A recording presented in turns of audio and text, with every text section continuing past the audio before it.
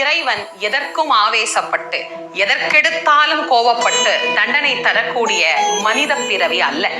இறைவன் என்று நாம் அவரை சொல்லுவதற்கு காரணம் என்ன?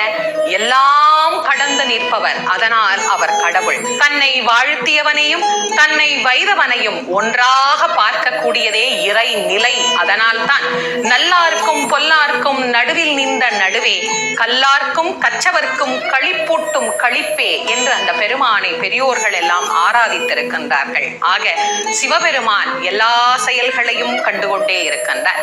இந்த பிரபஞ்சம் எல்லா செயல்களையும் பார்த்து கொண்டிருக்கின்றது. நன்மையை விதைத்தால் அந்த நன்மையை நிச்சயமாக ஒரு நாள் நாம் அறுவடை செய்யலாம். தீமையை விதைத்தால் கண்டிப்பாக அது தீமையில் தான் முடியும். இன்னொருவர் மனம் நோக நடக்கக்கூடாது என்பதை மனிதத்துவமாக நாம் பார்க்க வேண்டும் என்பதை எல்லோருக்கும் என்னுடைய வேண்டுகோளாக நான் வைத்துக் கொள்கின்றேன்.